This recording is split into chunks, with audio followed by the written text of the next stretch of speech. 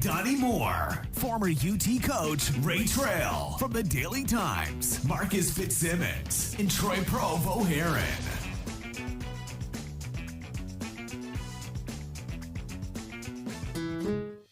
Since 1925, Anderson Lumber in Alcoa has proudly served and supported our local communities. But did you know Anderson Lumber is so much more than a lumber store? You can. Hello, everybody, and greetings from the Bluetick Tavern in downtown Maryville. I'm Marcus Fitzsimmons, along with Donnie Moore and Carson Newman, Coach Tony Iruli, and this is the Goatee Sports page. Now, let's set up this lineup card sponsored by the Blunt Partnership, the University of Tennessee Sports Report, sponsored by the Cherokee Group, and the Murphy's Bobcat SEC Notebook. Lead off with Tony Iruli, Donnie Moore, and special guest this morning, Tyler Wombles, as we review the Vols' win over Iowa in the Citrus Bowl. Donnie Moore will update us on high school scores and news from around the area, and then we'll mark it down, sponsored by Mandy B Street Realty. The Anderson Lumber Company Player of the Week will be announced, featuring Maryville boys basketball coach Wes Lambert and some of his Rebels joining the show. Donnie Moore returns to discuss headlines from around the sports world before the Boyd Sports Spotlight shines on the start of SEC play as the men's basketball team opens their SEC slate today with Ole Miss. And finally, it's the Shelter Insurance Bold Predictions segment to close the show, where we're going to put up some prop bets, so stay tuned for the final segment. And now it's time for the Cherokee Group UT Sports Report and Murphy Bobcat SEC Notebook, featuring Tony Iruli, Donnie Moore, and Daily Times sports editor Tyler Wombles. Gentlemen, good morning. Great to be here. Good morning, Marcus. First show of 2024. Yes, sir. Starting it off on the right foot, we hope. Yeah. It's good to have you over here with us. Thank you. Excited about it. Good. So we're looking for smart, insightful conversations coming from you. Because somebody needs to provide that on this show. Yes, I was going to say that's been a missing link in the show for many. Well, that's a tall order. I didn't know how to be smart and insightful. I just was told to be here. Well, 1 out of 3 ain't bad, so we'll go with that. Right. We can handle that. Well, on Monday, the Vols gave the SEC an early shot in the arm with that 35 win over number 20 Iowa in the Citrus Bowl. Freshman quarterback Nico ran for 3 touchdowns and threw for 1 in his first career start. Dylan Sampson rushed 20 times for 133 yards for the Vols, and Tennessee's defense did most of the rest of the work. Tony, I'll pick on you first. What was more of a surprise to you, that Dylan Sampson went for over 100 yards against that Iowa defense, or that the Hawkeyes just didn't seem able to account for Nico as a running threat from the quarterback spot? Well, the first thing that came to mind is how did Iowa win 10 games? I mean, that's really not a very good. That was not a good offensive team, but No. but the defense we heard so much about was supposed to have been able to stop the run. Yeah. They were supposed to be able to bottle teams up. Yeah, and at the same time, I'm saying, well, it describes kind of the overall quality of the bit, except for maybe Michigan, Ohio State, but the overall quality of the Big Ten. But what I was really happy to see is Nico having an outstanding game. I mean, that was his coming out party. People were first upset when I forget the quarterback for most of the year's name, but Milton. Yeah, Joe Milton. and they were all upset about him leaving. But really, when I heard that, I said, well, in hindsight, that's really a good thing, because we're saying Nico is going to be the future of Tennessee football, and this gives him the opportunity to show everyone what he can do. And I believe a lot of fans were very happy and feel good about Tennessee's future with him being the quarterback of the future. At the same time, I was really in a way surprised as well how Tennessee was able to run the ball against Iowa's defense, because that was the reason what really brought Iowa's team along was having a great defense. But Tennessee kind of shredded them. Tony just hit one of the nails I have on here. The Vols hung the most points and the second highest yardage total of the season on that Iowa defense. It was statistically top 3 in the nation coming into the game, and they did it on the ground. 54 run plays and only 20 pass attempts in this game. Was that top-notch coaching to hit Iowa on the ground when they were expecting the pass, or was that a good adjustment to having a freshman quarterback making his first start and first significant playing time? Well, I think that there's a little bit of both, Marcus. I'm still in shock as to why we've already talked about this a little bit, as to why Iowa was a team that was ranked ahead of Tennessee in the polls coming into this game. And I think the fact that that the Big Ten is a top-heavy league has a lot to do with that. There are a couple of teams that are great teams in the Big Ten, and the rest of them are just very subpar as far as that goes. Yeah, I agree with that, and I don't have the stats in front of me, but what was the Big Ten's overall record in the bowl games? I believe they had a losing record. I would imagine so. So you know what? I don't know it off the top of my head, but that sounds about right. Yeah, because most of the Big Ten teams I saw in the bowl games lost, and except for Michigan, I think didn't Wisconsin win? I can't remember where. Maybe so. Yeah, but there was very few wins in the Big Ten. Good grief! Yeah. That team was, and I realized that they had players out, but so did Tennessee. Sure, and for them to be shut down where they had a non-productive offense. And Lonnie used to talk about this too. The speed of the SEC just overwhelmed that team. Yeah. And the speed of Tennessee in particular, they had no answer for it. No. I was saying during the game, welcome to Southern football. Yeah. I mean, that's one of those teams from the north. When they come on down and play the bowl games or games in the South, I mean, they struggle. They really do. They sure did. They sure do, and they sure did in that instance. Yeah, particularly. Yeah. Except for Michigan beating Alabama. Yeah. Well, you're right. And Michigan and Wisconsin both won. So, Wisconsin won, yeah. So right. you got those wins among the current members. We won't get into the 18-team expansion as to what that would count as. Yeah. Tyler, Iowa's Deacon Hill threw for 56 yards, intercepted twice, lost a fumble. That's 3 turnovers. Vol sacked him 6 times. Hawkeyes crossed midfield only once in the first 3 quarters while he was the quarterback. And that drive ended in the end zone interception. This Tennessee secondary and defense was supposed to be beat up and shorthanded. And even when they were at full strength, they made Vanderbilt look good. What in the world happened to Tennessee's defense as they decided to show up against Iowa? That's a really good question. I mean, you're right. There were so many players that, entered the transfer portal in that secondary that, that was going to be a really big question going into this game, was how is, Tennessee going to defend? Iowa obviously not much of an offense, not an intimidating offense at all, but that was a really big question. And we've already hit on it a little bit, but golly, that Iowa offense did not look good. It was not good. And I think Tennessee was motivated. I think that they had one of the best game plans that they've had this season, and I think that you sort of saw the realization of that. I mean, it's, it was interesting too, I will point out, Iowa, I forget his name, but they brought in their backup quarterback near the end brought him in for that fourth quarter drive. Yeah, and he looked a lot better than the starter did, and I don't know exactly why he hasn't been playing a lot this season, but, that was just interesting. But, I think that Tennessee was just fired up a little bit more in this game. I think that, honestly, to be honest, with Nico starting, I think that sort of translated throughout the rest of the team.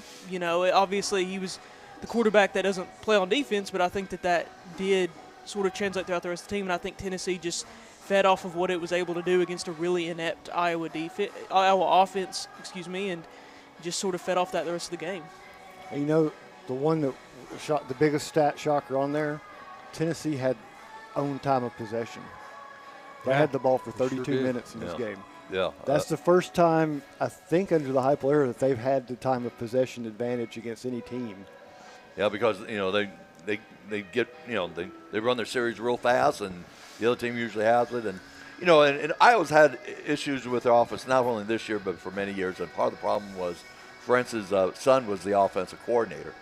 And, and that's never a good thing. You can look back at former really great head coaches. Bobby Bowden comes to mind. Holtz comes to mind is that their sons are the offensive coordinators and their offense struggles, and so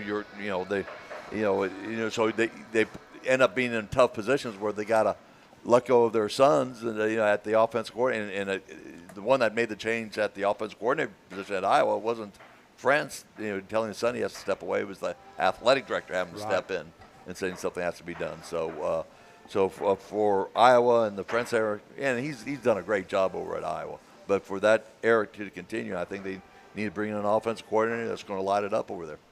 Maybe they should get Caitlin Clark off the basketball court and get her onto the football field. It's not a bad idea there. I mean, she'll score a lot more. She'll score a lot more than what the football team's doing. Absolutely. Please put up some threes. I mean, that's got to be good for a field goal somewhere along the way, right? I'm sure she's taking a lot more autographs right now than the football team is. Yeah.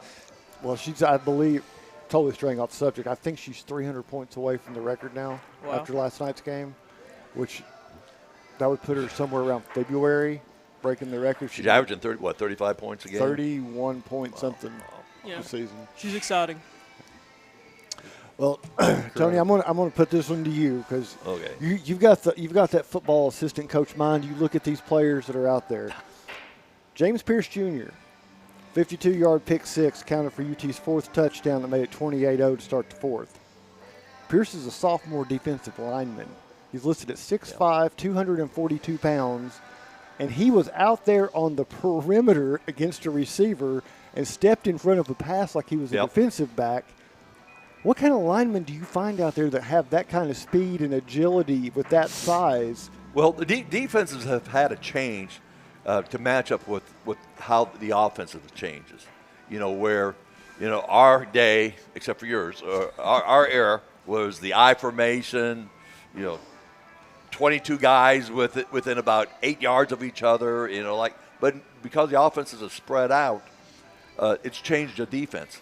And, even us at Carson Newman, we're 4-3, but we have a defensive end called the Fox end, all right, where, he drops into pass coverage. When we do a lot of our zone blitzing, we may have a zone blitz where we might drop a defensive tackle to cover the short out route, which is sort of like what happened, That's right? Very much like what happened. Yeah, I saw that they ran a zone blitz. Quarterback didn't read and really it just he's looking at the wide receiver and he's not anticipating a defensive tackle or end maybe dropping underneath that coverage, and he steps in front and makes the interception. Surprise! He's surprised, but that's how defenses have had to change. You don't see the Tony Iruli, Lon Hersburn type of linebacker where you run up into the A-B gap and you stuff. That linebacker's got to run. So really, your linebackers are really more strong safety types. Sure. They got to be able to run and compete with the defensive backs, and your defensive ends are a little bit more your tweeners between your linemen and linebackers, who's got to be able to stop and drop into coverage here. I got zoned out here. Yeah. Well, I think we got a burst of music somewhere inside of Bluetick. I think they're ready to cook some pizza this morning. But no, I first off, it impressed me that he was able to get out there so smoothly and make that coverage. Sure.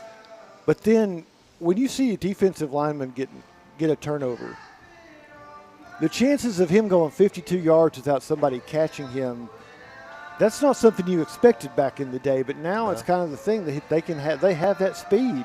Yeah. Nobody caught up with him. It's a whole different era of players, and like I said, your defensive linemen, they got to be a lot more athletic. The big, thick defensive linemen where they can't move into different areas. I mean, they're going to struggle to play, and because of defenses having to drop defensive linemen at time into the zone coverage and go underneath the little short routes, got to be able to do that now in order to play at major college level football, and that's what happened. It was a great defensive call, obviously.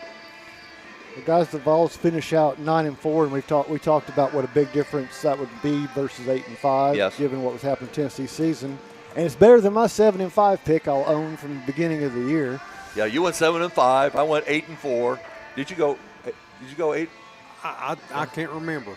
I think Donnie was an 8 or a 9. I was an 8 or a 9. Yeah. But it's not the 14-0 the fans were dreaming of back in July. No. So given the hype coming in to start this year, should Vol Nation feel good about a 9-4 season and a Citrus Bowl win, or should they be thinking that they didn't get enough out of this team? I think looking back, I know how fans are. They think they should win 10, 11 games every year. I think they met their expectations, but I think going into this upcoming year I think watching Nico play in the bowl game, I think it's going to really give that team a lot of enthusiasm by fans, where now their anticipations of, us thinking, hey, that's a 7-8 win team. Now we're thinking about they could possibly win 9, maybe 10, because what they got at that quarterback position right now. And, because of the transfer portal, any deficiencies they have in the secondary, they might be able to bring in a couple guys, to jump into the secondary and play football. Tyler, how do you feel about what Tony says there about how does this impact the transfer portal as Tennessee being a desired destination? To be honest, I think what Nico showed in that game definitely impacts it in a lot of ways. I mean, stars want to play with stars, and with the way that the transfer portal is right now, I mean, players essentially have their picks in a lot of ways of teams to go to. I think it impacts it in a really good way for Tennessee. I mean, for one, you had so many players leave through the transfer portal, just like with any other program, opening up a lot of spots. And when you looked in that game, Tennessee, wins 35-0. It wasn't competitive. And frankly, Nico, I mean, he hasn't shown anything that says he's not what everyone thinks that he's going to be. I mean, I think he had ran for 3 touchdowns, threw for another. His passing stats weren't amazing, but they were very, very good. And then obviously running for the 3 touchdowns. I mean, and one thing that stuck out to me about that a little bit was, a lot of his rushing touchdowns came around the goal line, came close to there. He was smart about running the ball. He was smart about what to do, not forcing passes, doing that. And I think that, when players see a guy like that with all the hype, and then just as a freshman, succeeding in his first real action, that's going to attract a lot of people. And obviously we see what Josh Heupel has done with that offense in the past couple of years. He's revitalized it. It's a night and day difference from Jeremy Pruitt in that era. I think that, frankly, if anything, it did anything to strengthen what Tennessee can get out of the transfer portal, because, frankly, players want to go where there's going to be success, and there's no reason to think Tennessee won't have success in the future. Yeah, I keep wondering if they're going to show that clip of the pass that Nico did throw that was right on the spot.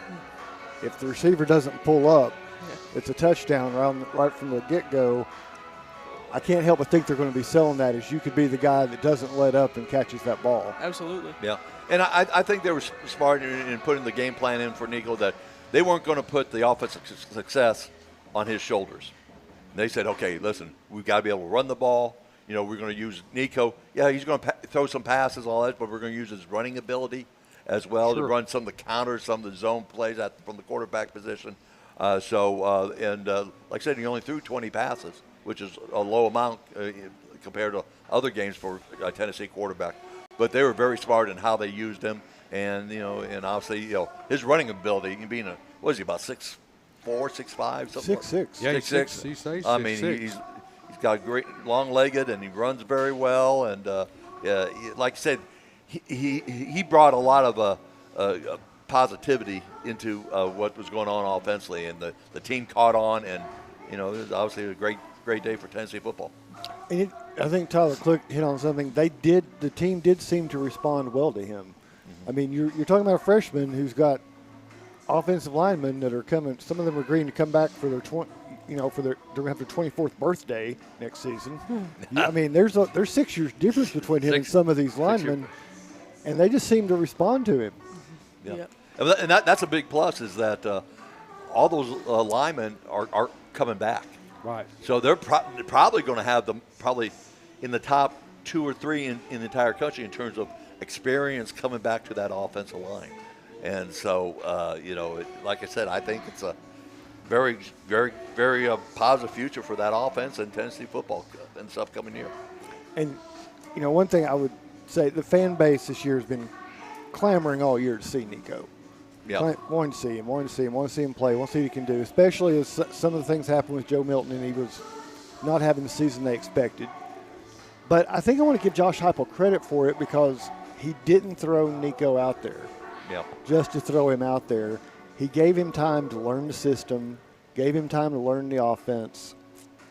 And, I mean, I don't want to call it the Green Bay Packer method, but they didn't take a kid, throw him out there right off the bat and try to make him a carrying offense. Yeah, and that's always been, to me, a big issue in terms of quarterback development, whether it's in the college or even in the pros. It used to be in the NFL, you signed a number one pick quarterback, and you just sat the bench for a year or two. Yeah. All right, to learn the NFL game. All right.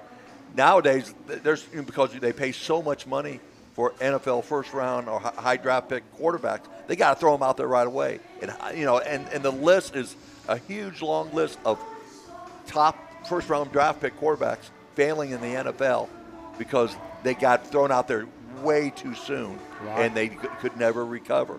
And the smart programs, example, Green Bay Packers, Aaron Rodgers sat a couple of years behind Favre. Same thing with the quarterback, this year. He sat around for a couple of years. Not bringing in that high-level quarterback and don't play him too early, you've got a better opportunity for that guy to have great success. And Sure you do. That's why I sat the bench for 3 years. There you go. There you go. There you go. You were being groomed. Yeah. They kept grooming me for a long, long time. We won't use that word anymore on this show. We're going to go away from that. But, All right. So here's the surprising part. We have just under 8 months until UT opens the 2024 season. It will start and end with in-state schools because the Vols will open against Chattanooga and end with Vanderbilt. Mm-hmm. There you go. Next season features trips to Oklahoma, Arkansas, and Georgia. Has the heart of that schedule homestand with Florida, Alabama, Mississippi State, and Kentucky in consecutive weeks in Neyland Stadium. After what we saw on Monday, what's the biggest priority for spring practice to get ready for that? They got to develop their secondary. I think that's going to be a big thing, because of the losses that they have. I'm sure they're going. The transfer portal is going to bring in some guys. They're not playing an Iowa team. With all the schools that you just mentioned and all that. And so I think their offense is going to be in a good situation and the key was getting all those offensive linemen returning, for their 6th or 7th year. I'm really not sure how many years they've been there. All right, but I think one's about to turn 30.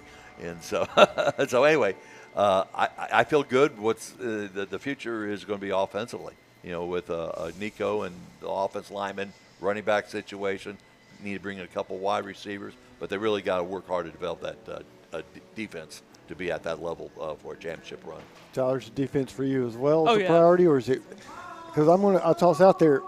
You got a receiving core that let the quarterbacks down this year, and a lot of times, do you see some of the guys that came in, and you saw one of them several times this year, Boo Carter? Does somebody like that able to step into this receiving core in the spring? I think Tennessee should hope so. And I think Boo Carter is a guy that could make a lot of waves in this offense. But, the thing about Tennessee's offense is, obviously you said it, the receivers let down the quarterback a few times this year, but you know what you're going to get a lot of times out of Josh Heupel's offenses. I mean, he's going to have a stable offense. I do believe that the defense is that focal point that they do need to focus on, because – Heupel has decided that he's going to stick with Tim Banks, and Tim Banks has been there for several seasons, and, the defense has been sort of up and down, that whole time. And with all those players entering the transfer portal and leaving, especially in the secondary, I think that's really what Tennessee has to work on, really does have to shore up this season, because the offense, it was pretty clear against Iowa, at least in that small sample size, that it's going to either stay the same or get better under Nico. And yes, Tennessee is bringing in a lot more playmakers, at the receiving position. And I think that, that defense, if Tennessee can shore up that defense, make that a better situation there, then that's going to really make them, a lot more competitive going down the field. Donnie, what's your biggest concern coming out of this? What have they got to work on? My biggest concern, and I think they need to set up over, with all the classes that they have going on over at the University of Tennessee, I think they need to set up a special class for broadcasters and media consultants over there at Tennessee, is how to pronounce the name of Nico Iamaleava 101? You know, it's a six-syllable name, but we're intelligent. We can pronounce Iamaleava. Say it for me again. Iamaleava. Iamaleava. Iamaleava. Iamaleava. Iamaleava. Bless Six you. syllables. I got it, Nico. Yeah. Iamaleava. They'll try it once, then just go with Nico Yeah. the rest of the time. You know, and it's difficult I to don't master, know. but we can do that. We went, what, 2 seasons before the basketball player told us how to pronounce his name correctly? Yeah. Santiago, Yeah. Vescovi, yeah, absolutely. So, I mean, it's not like we don't have a track record here. at the We can- university we with can do that. With bad pronunciation. Nico Iamaleava.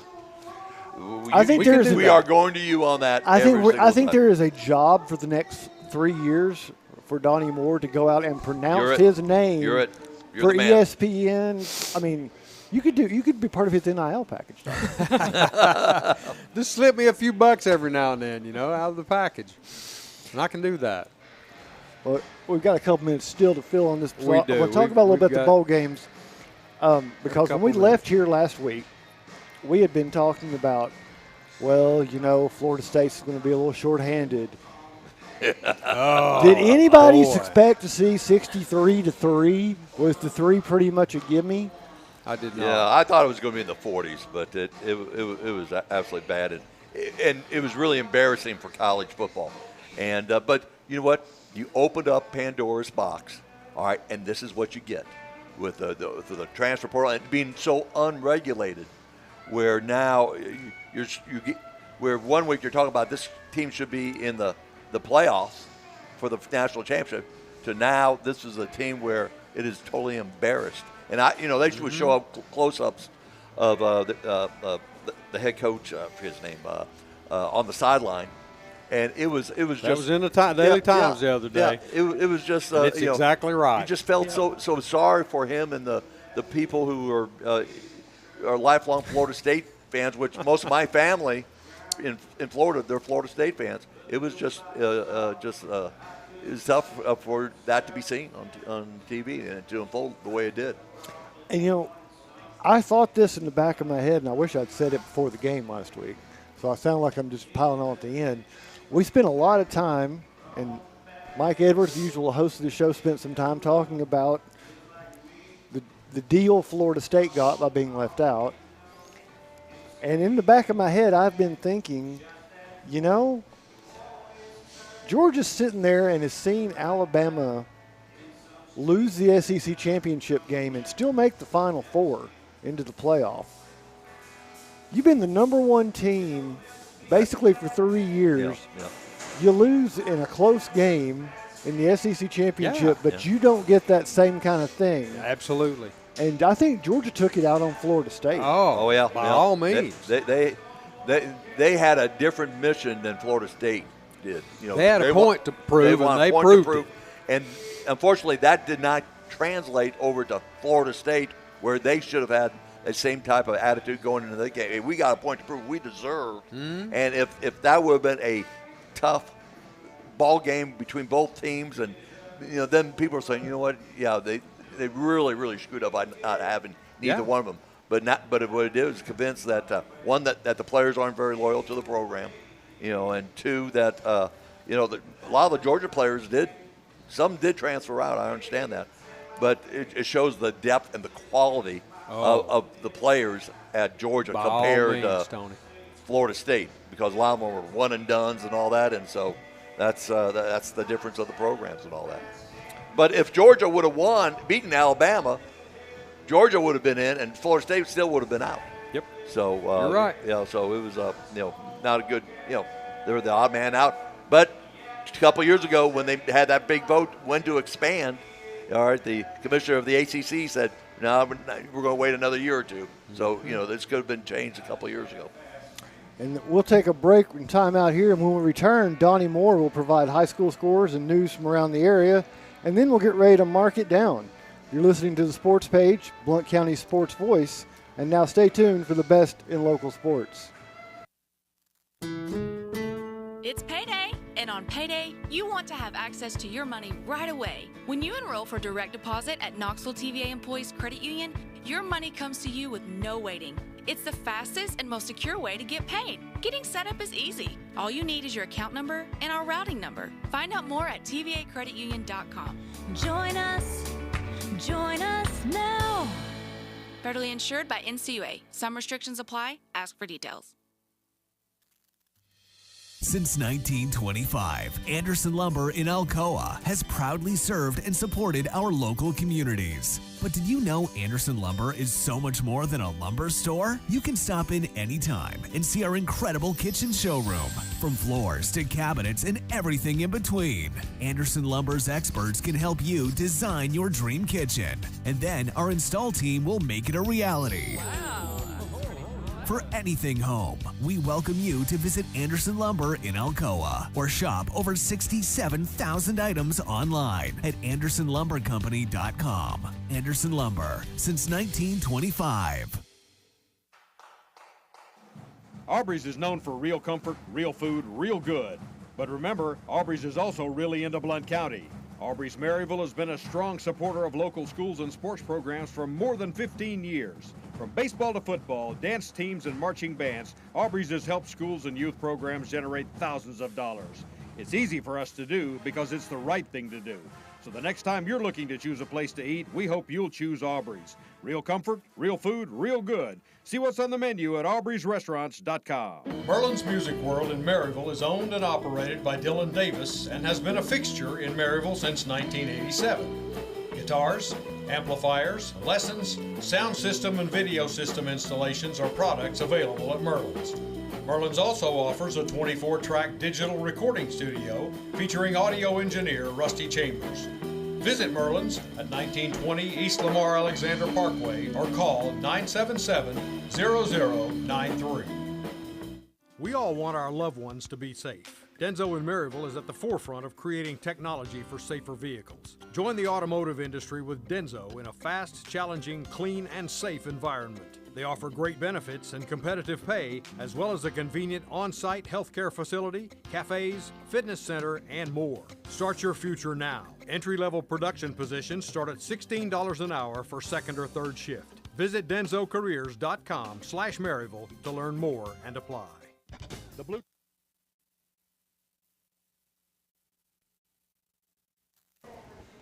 And welcome back to the Goatee Sports page. We're going to get into our second half of the first hour here, and here is Donnie Moore with high school scores and news from around the area. Donnie, what you got for us this morning? Thank you, Marcus. Well, we had some high school basketball action last night around the area. Several games on tap last night to tell you about. Alcoa hosted Austin East last night in over at the Dome. Well, it wasn't under the Dome and the Lyceum, but it was close there. Any fights? In the Herman Thompson Gymnasium. We're not going to go there, Tony. Okay, I was just wondering in football. You got most players from Austin East and Alcoa. There we go. Okay, all right, I'll stop. Go ahead. In girls action, the Lady T's defeated the Lady Roadrunners 67-41 last night. But the Tornadoes took one on the chin, 73-67 in a thriller over there last night. Seymour went to Gibbs last night, Marcus, and girls action, the Lady Eagles trounced Gibbs 54-38. Pretty good defense right there. Well, you know, Greg Hernandez left a really intact program down there on the women's side, and I think they're still playing into some form, but they're showing some of those defensive tendencies that they had the last two seasons. Yep. And the nightcap over there, Gibbs returned the favor and beat Seymour 65-53. Eagleton hosted Sequoia last night and took one on the chin in the girls' game, 49-18. Didn't show a lot of offense last night versus Lady Chiefs, and also were defeated in the boys' contest last night, 43-34. They're struggling right now. There's a lot of firsts for Eagleton. I mean, Yeah. we talked about all football season, We did. first this, first that, but this is still their first varsity season in basketball That's as well. true. That's true. They're going to get better. I mean, we had Coach West on here. We saw they've got good basketball ahead of them. Yeah, it's they just do. going, but it's going to take a little bit of time. You're right. Kings Academy last night hosted Maryville, and that's always tough. Didn't get a girls score last night. I don't know whether they played girls action last night. I'm not sure that was both teams. I think that may have been May have just that was a home and away, and I think that may have been a boys Just from the Hall of boys. Fame. I think you could be right last night, but it was a whitewash for Maryville. It's 68-28 is what it was. It ended up last night. So Maryville rolled easily in that contest. But the big game of the night, of course, was an intra-county game last night over at Heritage. And At the Yogi. At the Yog. At the Yog. That's right, at the Yog. Girls contest, Lady Mountaineers were victorious over the Lady Govs, 51-39. And in boys action last night, went to double OT. That's what a rivalry game is always going to do. It sure between is. It was Heritage tense. and Blunt. Sure is. It was tense. Throw the record book out the window. That's right. You're exactly right. I think I think the Governors are at 15-3 right now. That maybe. sounds about right. That sounds about right. They've won a lot of games and lost a few, but it was close last night. Maybe 16-3. I think they were 15-3 going into it. So Now they're 16. this is 16, but 80-70. This one ended up in double overtime. Wow. In favor of the Govs. But not that the Mountaineers didn't scratch and claw and bite and flail and carry on. Boy, they were tough last night. They played really well. So I watched it on Gov Nation Network, and boy, they gave the Govs all they could handle. Was that at Heritage or William It Blunt? was at Heritage. Okay. And how'd the girls' game go again? It was 51-39, Lady Okay. Mountaineers. So congratulations to all our local teams. And let's just say, playing well. I want to say give credit to both schools because this isn't a region game anymore. No, it's This not. isn't one of these things that they're just in the same league and playing each other. They had to keep this thing. They had to keep the rivalry going. Absolutely. And we've seen that happen in some sports and with some schools where they've dropped rivalries because of it. So I'm glad they've not. And I'm glad to see them still competing against each other because the outcome shows you never can tell when these guys play what's going to happen. Absolutely. I think the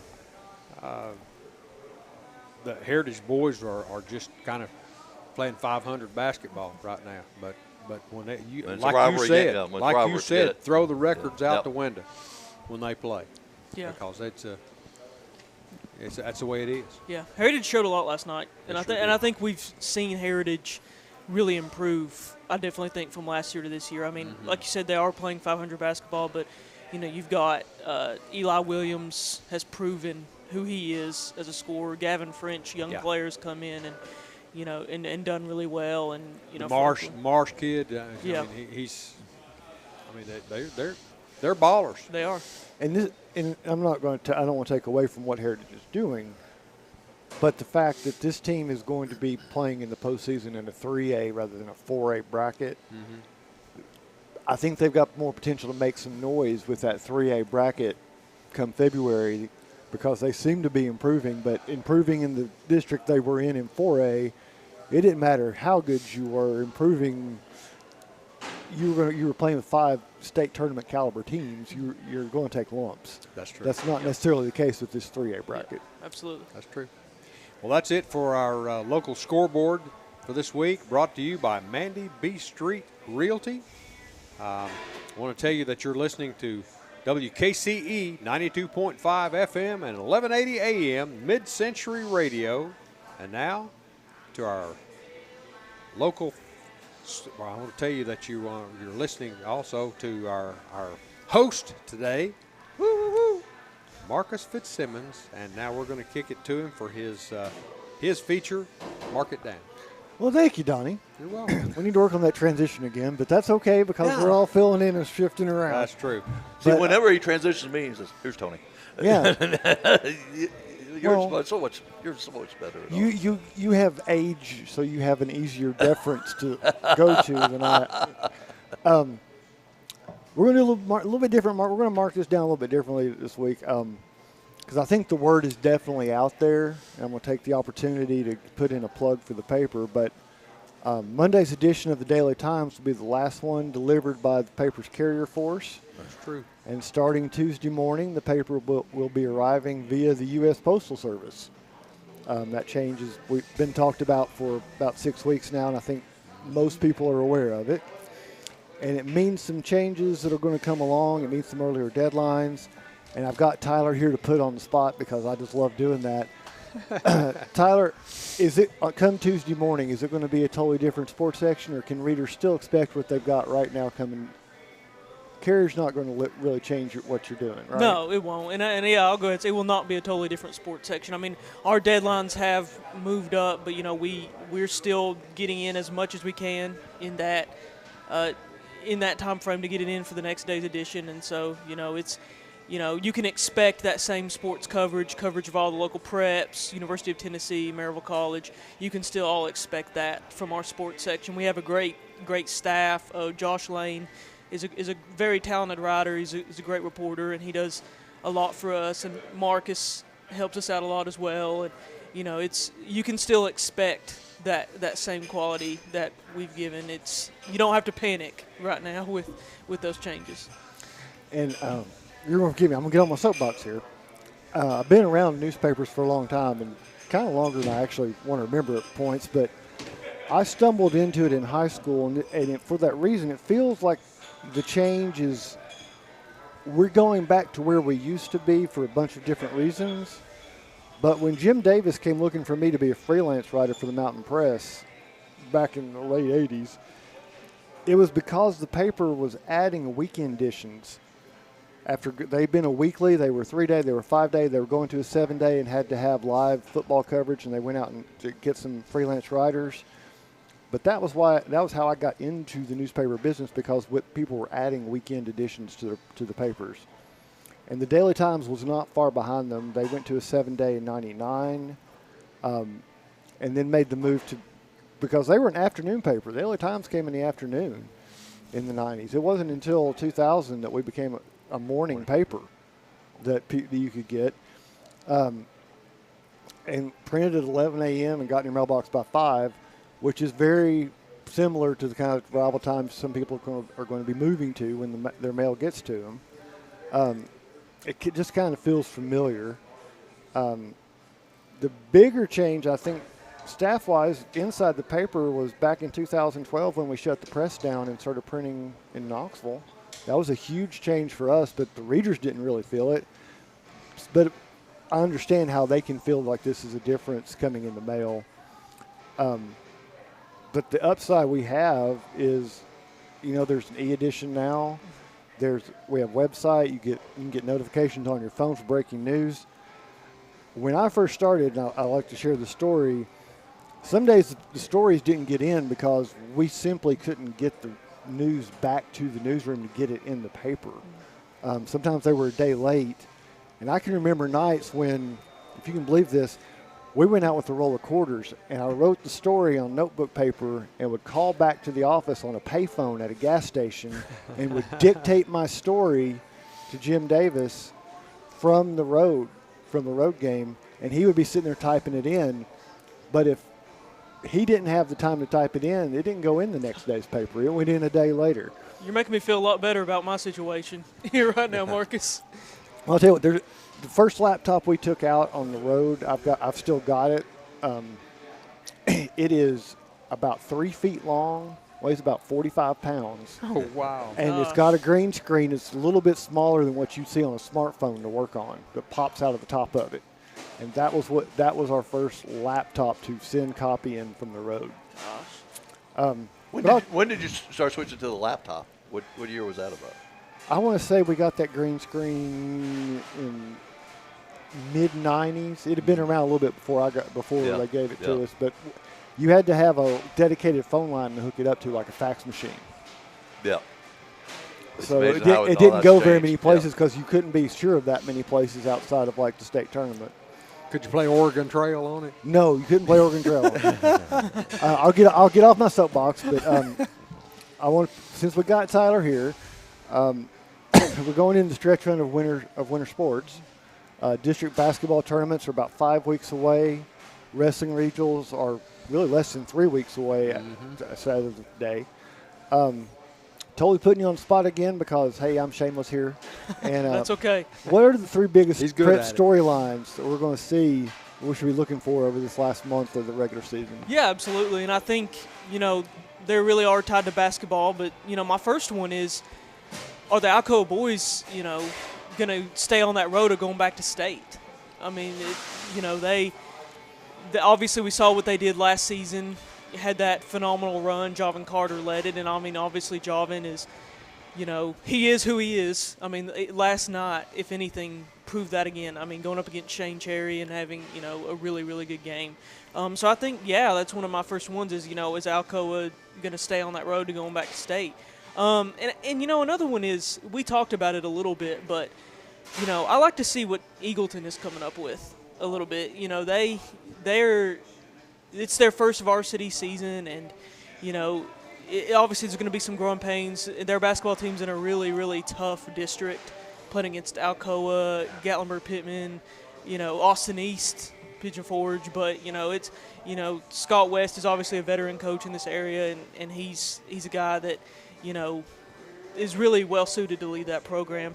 And another storyline that I want to look at a little bit, too, is the Heritage Girls.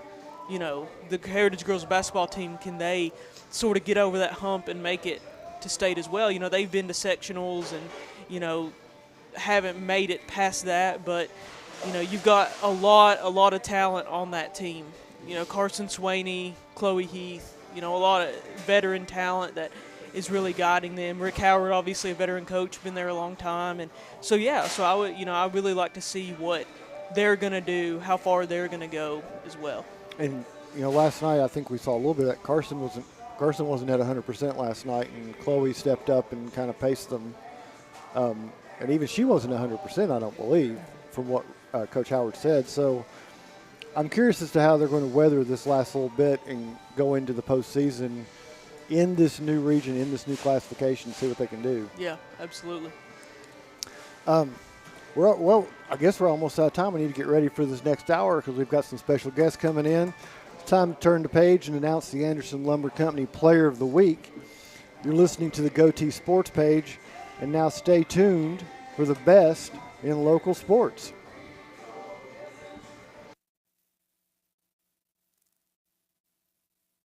The Bluetick Tavern is home to the tastiest pizza in Blount County. Try our signature Broadway barbecue pizza, grilled chicken and red onions covered in mounds of mozzarella. Or sink your teeth into our one-of-a-kind chicken and bacon pizza, made with an olive oil base, grilled chicken, bacon, red onions, and covered in Brussels petals. The Bluetick Tavern also has salads, sandwiches, and the area's largest beer selection. Regularly recognized as the best pizza in Blount County, it's the Bluetick Tavern, located at 128 West Broadway in downtown Maryville. The Roger L. Newman Company began in 1984 with a vision of providing Blount County with excellent heating and cooling service. Mr. Newman also wanted a real business. No gimmicks and no high-pressure sales. They just fix it or replace it. They want to stay within your budget and make you comfortable. Their motto still stands true today. Call us first, we'll be there. Call Roger L. Newman Company at 982-5446 or visit online at rogerlnewman.com. Cooler temperatures are approaching. Upgrade your furnace now for as little as $50 a month. Your newspaper? That's right. The Daily Times is your newspaper, tailored to where you live, emphasizing the things that affect you and keeping track of the people and players in our community. The award-winning Daily Times can be delivered each morning right to your door or inbox with the latest in local news and sports. For a 30-day free trial offer, call 981-1100 and begin enjoying your life, your times, every day with the Daily Times. For over 50 years and 3 generations, the people of Blount County have trusted Stevenson Tire with their vehicles and their families. Our mission has always been simple: to provide quality products at reasonable prices with exceptional customer service. Featuring tire products from Michelin, BF Goodrich, Uniroyal, Bridgestone, Firestone, and Yokohama, Stevenson Tire also offers alignment and brake services at affordable prices. Stevenson Tire Company, 2411 East Broadway Avenue in Maryville. Call 983-1621 or online at stevensontire.net. Waters Equipment is your East Tennessee New Holland agriculture and construction dealer.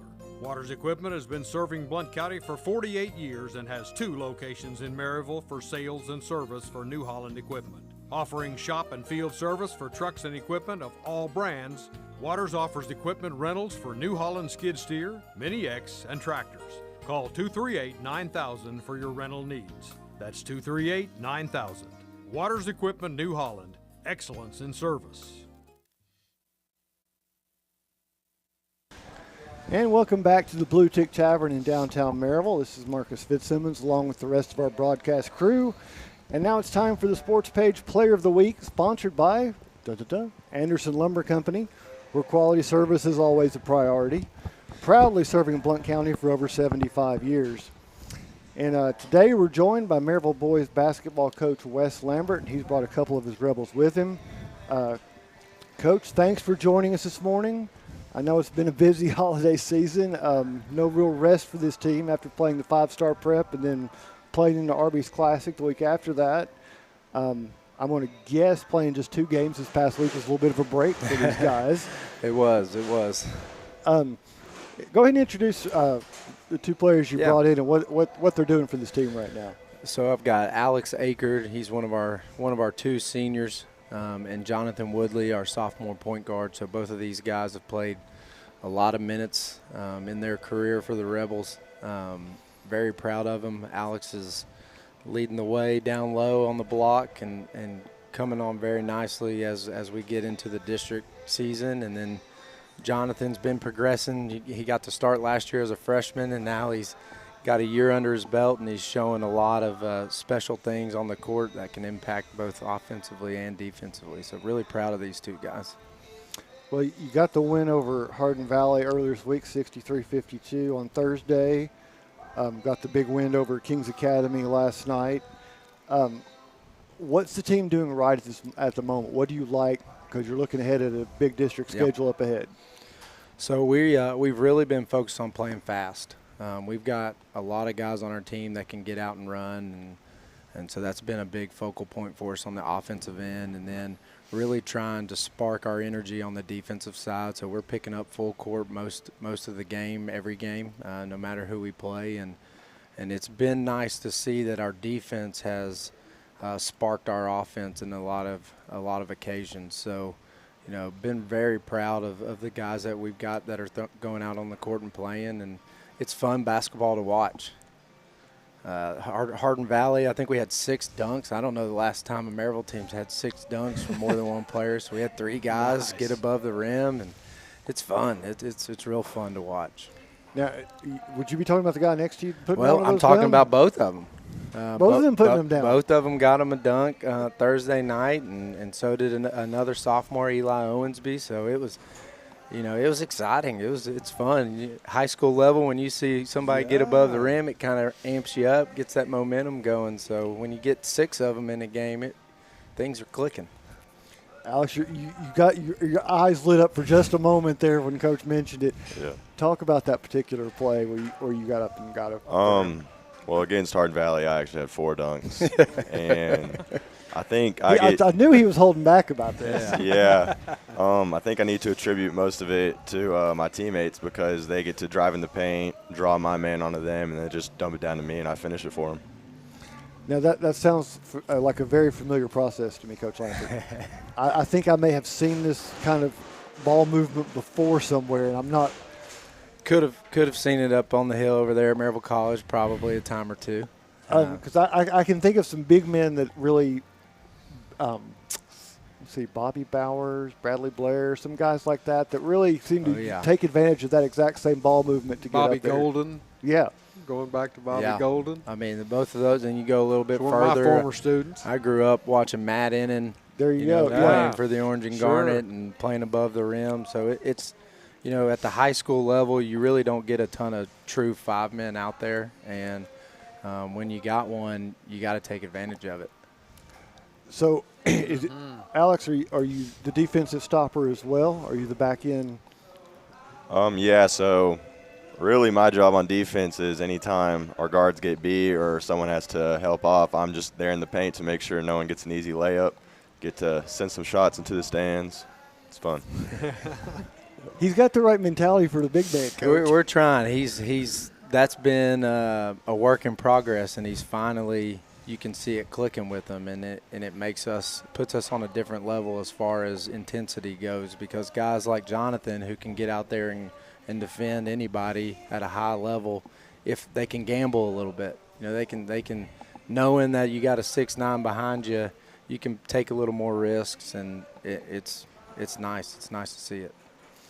Jonathan, Coach has kind of put you out here, but sophomore point guard, and you got a lot of playing time on your belt already. Yes, sir. How much do you feel like your game's improved from when you first stepped on the court as a starter to where you are right now?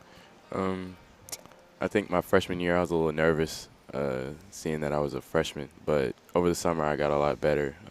My mentality has changed a little bit, getting more aggressive, and that's just a change that happened from my freshman year to my sophomore year. And Coach has mentioned this defense and how active it is. Is that something that this team embraces? Is that the identity of this group? Yes, sir. We take pride in getting up in people and pressuring the ball and blocking shots, just getting out and running on the fast break after that. Defense turning into offense.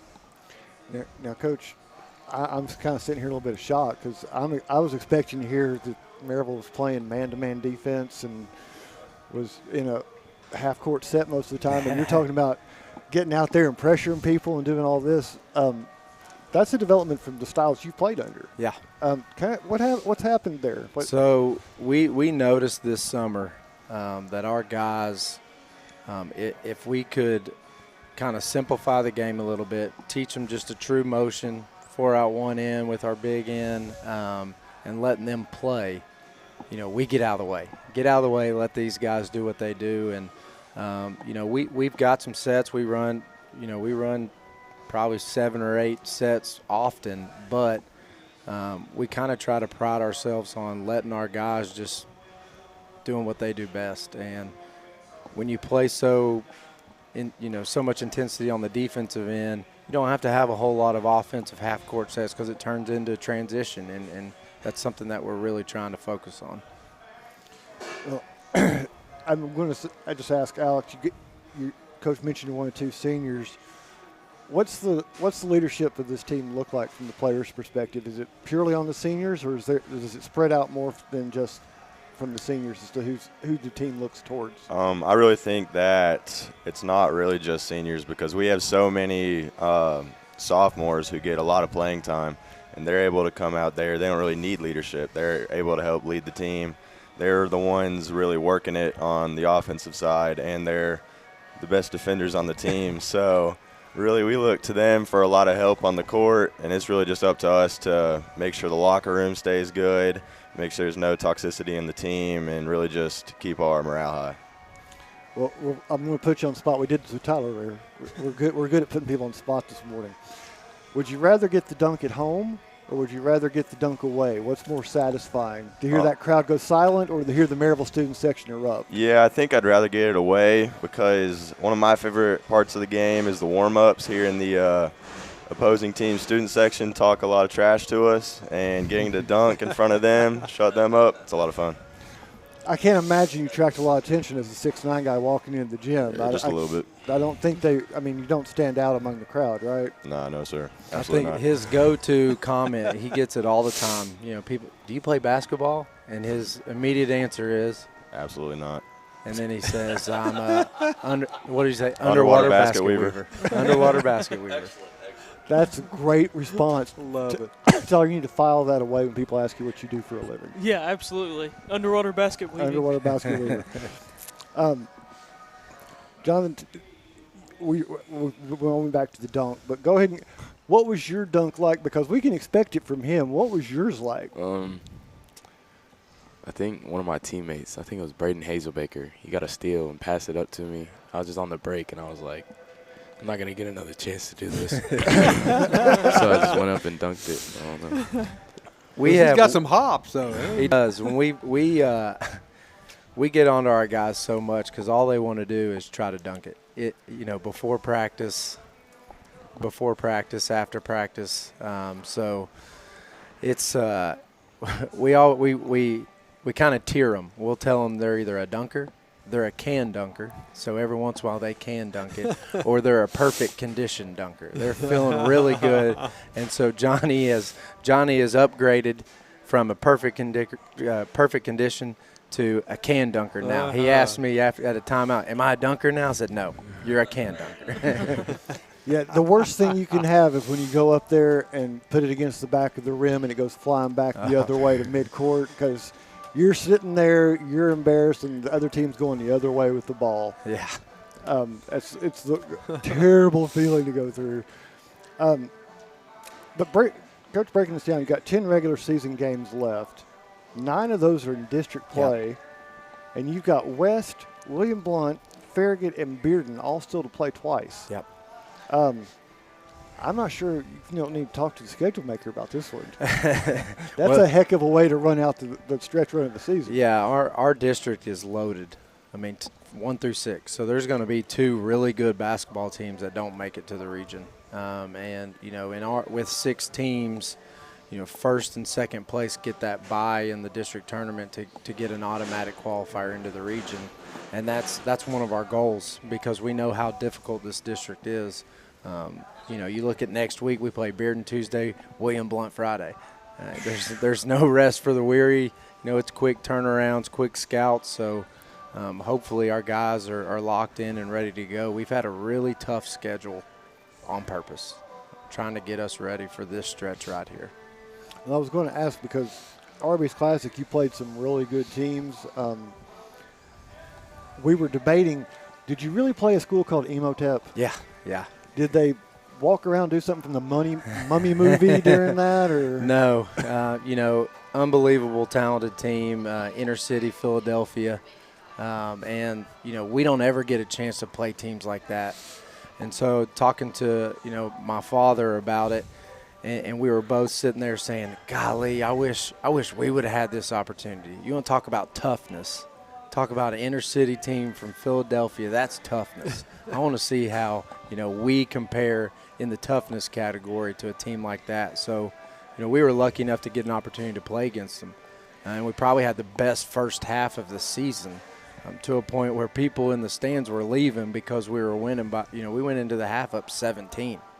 Kind of just punched them in the mouth. And then the second half happened.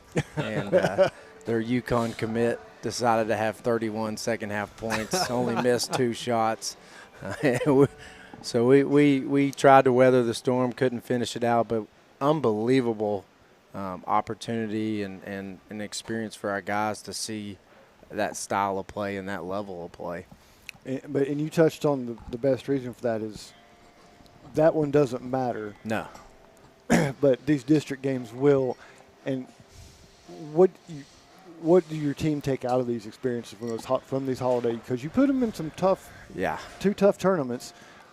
Did you see what you wanted to out of them as far as growing into this season? 100%. Before the season, you kind of look at it and you say, well, where do we want our record to be? And it was around where we thought we would be, but then you're still kind of frustrated because you saw 1 or 2 that you thought you could get back. I think before Christmas we played 3 state champions in a row, and then after Christmas go to the Arby's. But from a coaching perspective, you want to put the guys in the hardest possible conditions they can get in. Kind of that diamonds are made from pressure, right? You want to see if they can come out on top and be ready to go, and I think it really has. You want to give them some calluses. Yeah. Do you feel like it's after that type of a schedule, coming back, it's kind of moved your level of play up a different notch and all that? It definitely has. The intensity of those good teams, you're either going to match it or you're going to, go underwater. Sure. And I think after playing, 6, 7 of those in a row, it's elevated our style of play. It's elevated our intensity, the way that we prepare for games. Yeah, and that's what you want to get out of that. Yeah, 100%. exactly. 100%. Well, Coach, we appreciate you coming in. Shout-out time.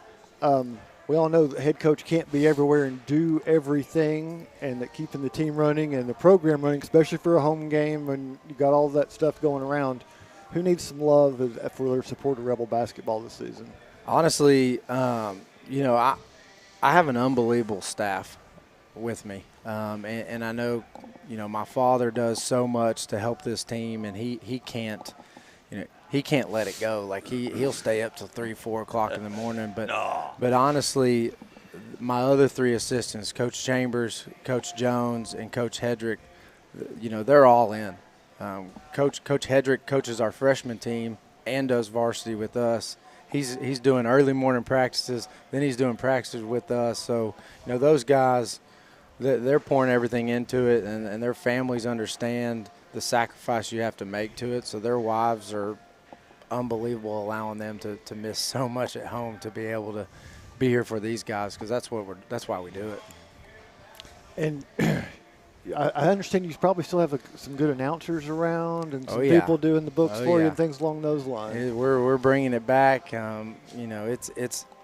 I grew up at Maryville, obviously going to all the Maryville College games, and it's a familiar standing at Maryville High School because so many people from the college are now kind of involved in our program. It's neat. It's really neat. And I just want to say, I hadn't been in James Campbell Gymnasium in about 5 years, and went over there for signing day, and I was just blown away by how good the gym looks and what the improvements that have been made there by the school system. Yeah, our admin and everybody involved has put a lot of time and effort into it. New bleachers, new paint, got a new jumbotron up on the wall now. It's a complete facelift, and I think the guys really like it. You get a sense of pride. You walk into it, and when you have a nice gym, you take ownership of it, and it's cool to see from top to bottom. Well, guys, we appreciate you getting up this morning, coming in, because I know hanging out with the old dudes on Saturday morning may not be the top of the list of things you want to do on a Saturday, but we appreciate you getting up and doing it. And, Coach, it's always great to see you. Thanks for having us. Anytime you come visit, we'd love to have you. But it's time for a break, and when we return, it's the Boyd Sports Spotlight. You're listening to the Sports Page, and now stay tuned for the best in Blount County sports. Since 1925, Anderson Lumber in Alcoa has proudly served and supported our local communities. But did you know Anderson Lumber is so much more than a lumber store? You can stop in anytime and see our incredible kitchen showroom. From floors to cabinets and everything in between, Anderson Lumber's experts can help you design your dream kitchen. And then our install team will make it a reality. For anything home, we welcome you to visit Anderson Lumber in Alcoa or shop over 67,000 items online at AndersonLumberCompany.com. Anderson Lumber, since 1925. Aubrey's is known for real comfort, real food, real good. But remember, Aubrey's is also really into Blount County. Aubrey's Maryville has been a strong supporter of local schools and sports programs for more than 15 years. From baseball to football, dance teams, and marching bands, Aubrey's has helped schools and youth programs generate thousands of dollars. It's easy for us to do because it's the right thing to do. So the next time you're looking to choose a place to eat, we hope you'll choose Aubrey's. Real comfort, real food, real good. See what's on the menu at aubreysrestaurants.com. We all want our loved ones to be safe. Denso in Maryville is at the forefront of creating technology for safer vehicles. Join the automotive industry with Denso in a fast, challenging, clean, and safe environment. They offer great benefits and competitive pay, as well as a convenient on-site healthcare facility, cafes, fitness center, and more. Start your future now. Entry-level production positions start at $16 an hour for second or third shift. Visit denzocareers.com/Maryville to learn more and apply. Merlin's Music World in Maryville is owned and operated by Dylan Davis and has been a fixture in Maryville since 1987. Guitars, amplifiers, lessons, sound system, and video system installations are products available at Merlin's. Merlin's also offers a 24-track digital recording studio featuring audio engineer Rusty Chambers. Visit Merlin's at 1920 East Lamar Alexander Parkway or call 977-0093.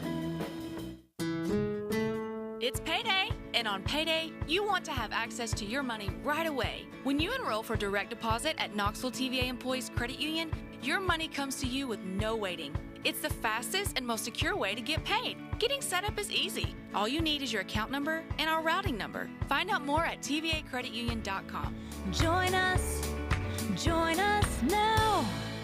Federally insured by NCUA. Some restrictions apply. Ask for details. Waters Equipment is your East Tennessee New Holland agriculture and construction dealer. Waters Equipment has been serving Blount County for 48 years and has 2 locations in Maryville for sales and service for New Holland equipment. Offering shop and field service for trucks and equipment of all brands, Waters offers equipment rentals for New Holland skid steer, Mini X, and tractors. Call 238-9000 for your rental needs. That's 238-9000. Waters Equipment New Holland. Excellence in service. For over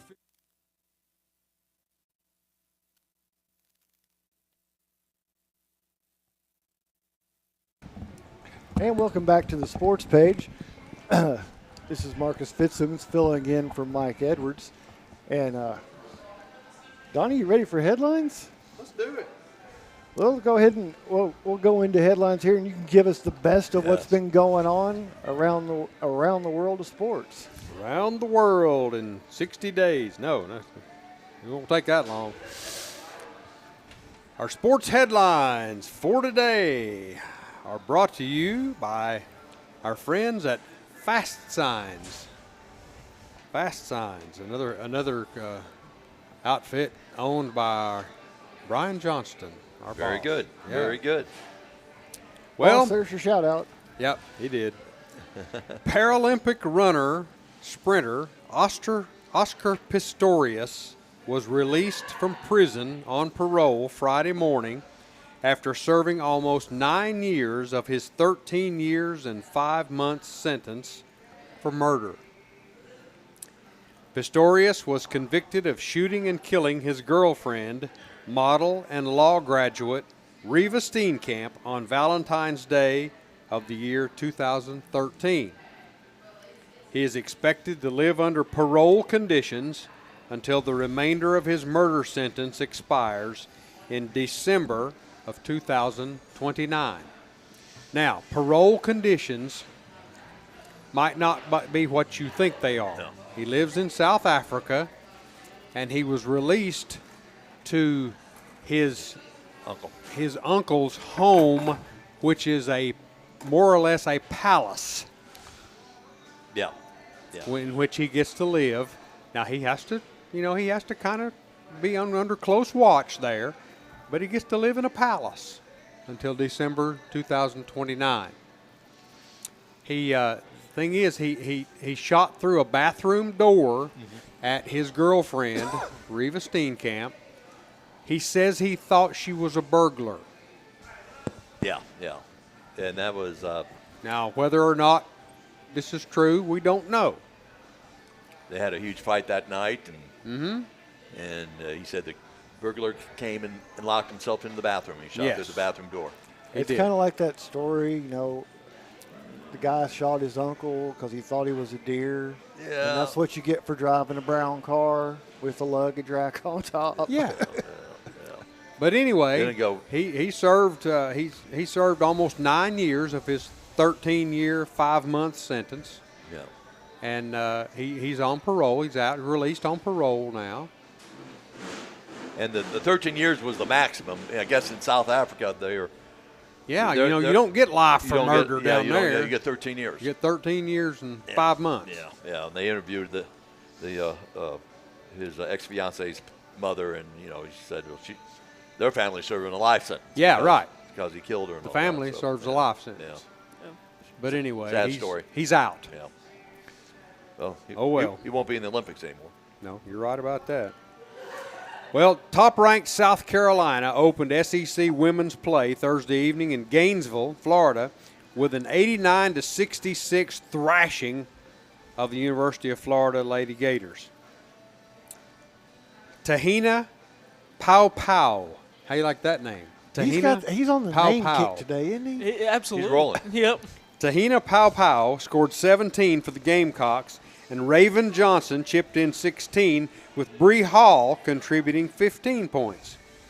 South Carolina, 13-0 on the season, won for the 55th time in their last 56 games. Yeah. And stretched their SEC winning streak to 17. Leilani Correa scored 27 points for the Gators, who dropped their 16th consecutive game to South Carolina. There's a lot of teams that are dropping their 15th. You better believe it. South Carolina they're a hoss, boy. I tell you, those gals can play. Who beat him last year? Was it LSU? Was it LSU? It was LSU. That beat him in the semi. Okay, that was. In another SEC women's opener Thursday night, Anissa Morrow had 25 points and 10 boards. Angel Reese added 21 points and 13 caroms.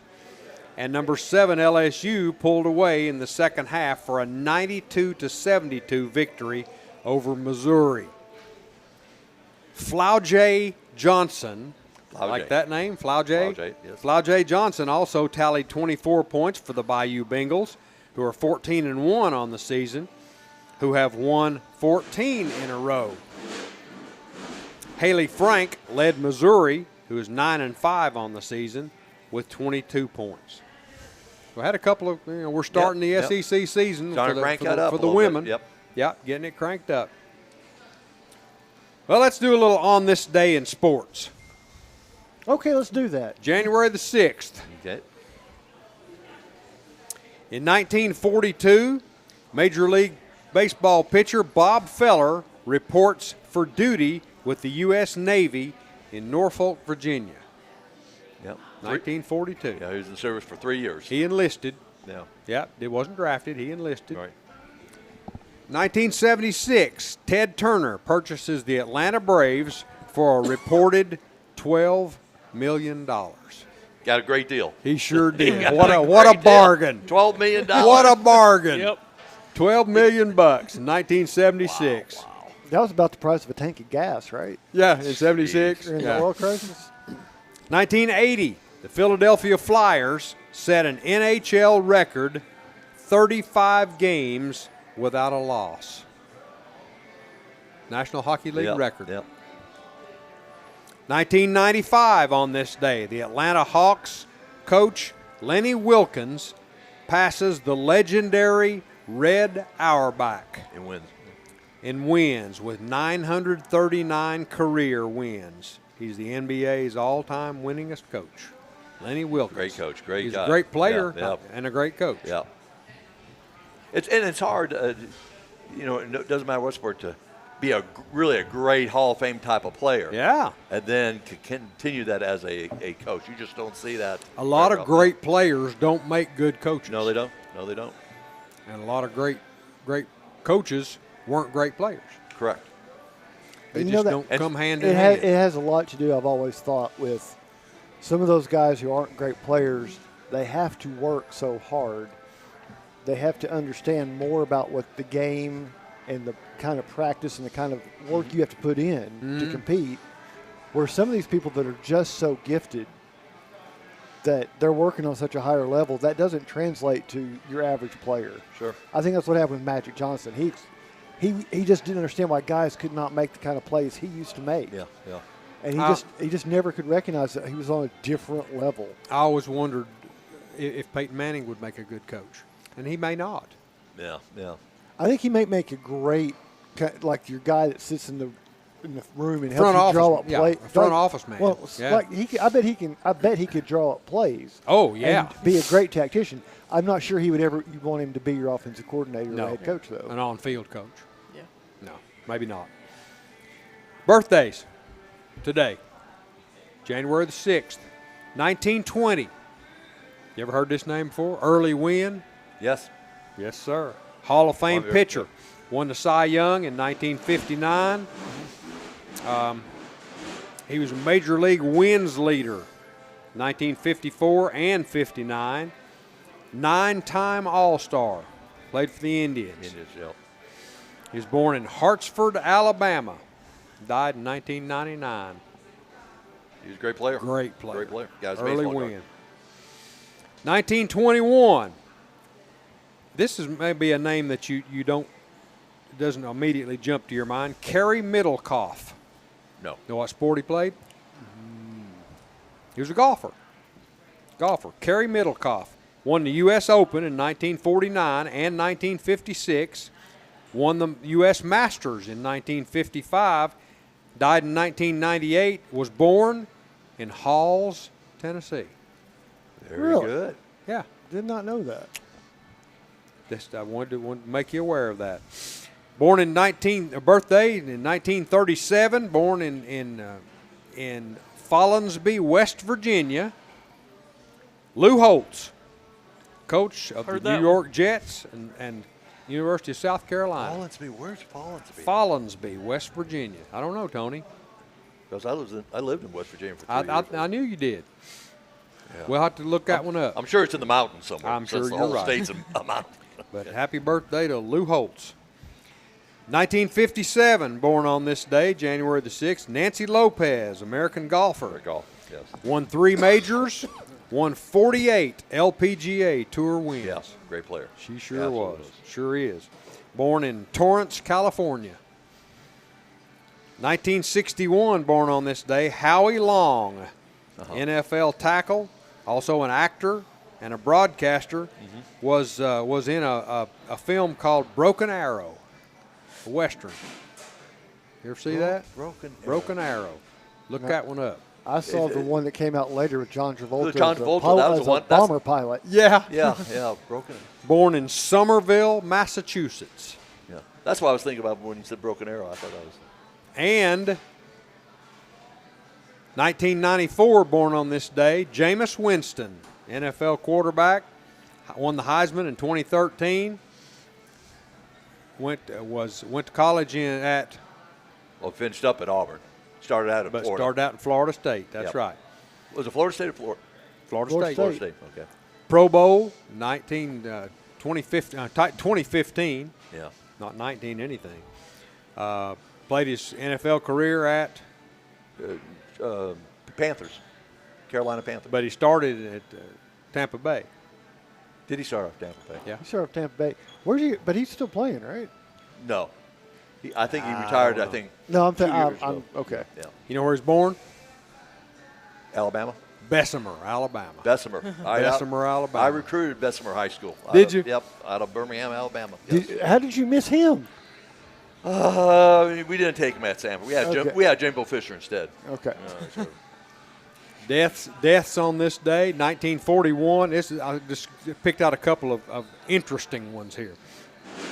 Died on this day in 1941, Charlie O'Leary. was he Irish? Shortstop. He was a shortstop. He probably was. Shortstop for the Detroit Tigers. He was the oldest major league player to collect a hit and score a run at the age of 58. Really? Played for the St. Louis Browns in 1934 and died at the age of 65. St. Louis Browns always had strange people at. They had a midget one time Yeah. play on the team. He got a lot of walks. Mm-hmm. But yeah, St. Louis they Browns. made a big deal about it. You know who was the manager of the Browns during a lot of those years was the guy that was the general manager for the Dodgers, O'Malley. Oh, okay. Yeah, I mean he started off with the Browns. And died in 1978. guy by the name of Burt Munro. Burt Munro, M-U-N-R-O. He was from New Zealand, and he was a motorcycle racer. He was also the subject of the film called The World's Fastest Indian. The World's Fastest Indian. And he died at the age of 78. Missed that one. Yeah, me too. I missed that one too. Me too. I haven't seen that one. I haven't seen that film. But New Zealand motorcycle racer. The world's fastest Indian. We may have to have a screening here at the Bluetick. I'm not even sure the film size will be compatible to projector we have here in the States. It may not. The world's fastest Indian. That's all for this week's Sports Headlines, brought to you by Fast Signs. Now let's bring the Boyd Sports Spotlight into sharp focus. Back to you, Marcus. Well, we're going to put that Boyd Spotlight right on UT basketball because I believe Tyler may be headed over there to the arena shortly here. But fifth-ranked Tennessee men's basketball team opens SEC play at 6 p.m. tonight. Matchup against undefeated Ole Miss. UT reported last night the game is now a sellout crowd to watch the 10-3 Vols play the 13-0 Rebels, who are one of the last 3 undefeated teams in Division I. Last time Ole Miss had a 13-0 run like this, game number 14, they lost at UT 85-83 in 2008. Ooh, all right. Goodness. I'm sure that hasn't been brought up to them this year. Not at all. Tyler, you cover the Vols for the Daily Times. What have you seen from Zakai Ziegler? Because we saw them start the season tentative coming off the ACL injury, but the last few games he's been knocking down threes. He's led the team in scoring a couple times. What's going on with him in his game? Yeah, I think his last game he broke his career high with 5 3-pointers, I believe it was. You know, I think it's sort of like you said. I mean, he was just tentative starting out the season. I mean, when you come off an injury like that, then – you know, you're not going to be at your full strength. And thankfully for Zakai and really for the whole team, you know, this Vols team has so much depth and has so much talent that you were able to see other guys such as Dalton Connect, Jonas Adu, Josiah Jordan-James sort of take over and sort of, you know, run that offense with Zakai out, not necessarily at point guard, but just in, you know, the different situations. And what's interesting about that, too, is, you know, Santiago Vescovi, he has started out slow as well, and he's sort of finding his way back as well. And so really it was Zakai and Santiago, the two guys that Tennessee has counted on for years, were slow coming back. We're slow getting back into their rhythm this season, and it just proves the depth that this team has. But I digress. You know, Zakai, he's definitely back to playing. It seems like the level that he needs to right now, and it's come at exactly the right time for Tennessee as they enter SEC play. And I'm going to talk about a little bit about Dalton Connect, and Coach Edwards, when he was here, had kind of pointed this out, and it seemed even after this last win last week that it's even more pronounced. Against the Power 6 teams, he's averaging 18.6 points per game and has scored over 23 of those 7 games, shooting 42% from behind the three-point line. Zakai? No, this is Dalton Connect. Dalton Connect. In Tennessee's other 6 games that were not against Power 6 teams, he's averaging 12 points a game and shooting 28% from the three-point line. Is this something intentional, or is he just a big gamer that's not showing up for the little games? It's what I've got to wonder at this point, because there's such a profound difference in his shooting quality against the Cupcakes. I mean, he's not a baker.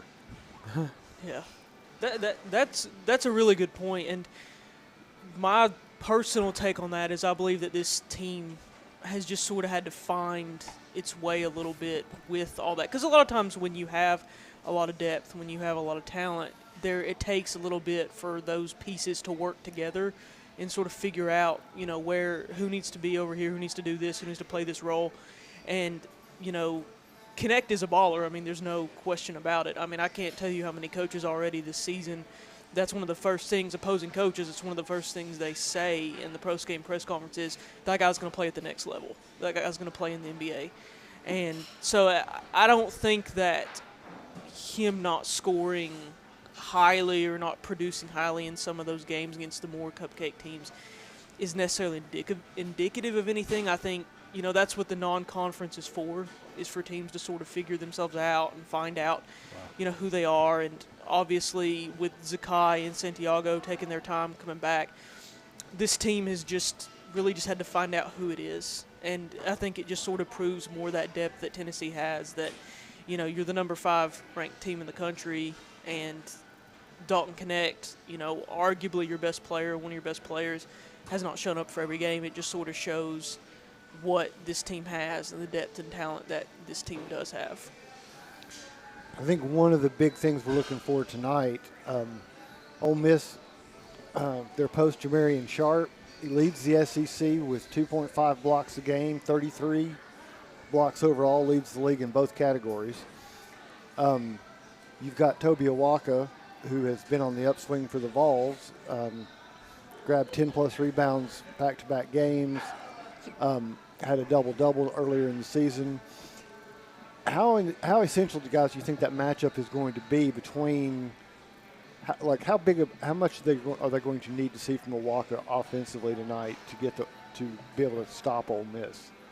I think they're going to need to be able to see a lot from him and just a lot from everyone on that roster. I mean, you talked about it a little bit, but a lot of those battles, just when you want to win in the SEC, and especially in a matchup like this, you have to be able to win inside. You have to be able to rebound. You have to be able to do those things. And, obviously those deep shots are going to come and go, but Tennessee's going to need its role players to step up in this game. It's sort of like what we were talking about a little bit before is, you have that in Dalton Connect where he's just this, he can just break off and be an insane scorer.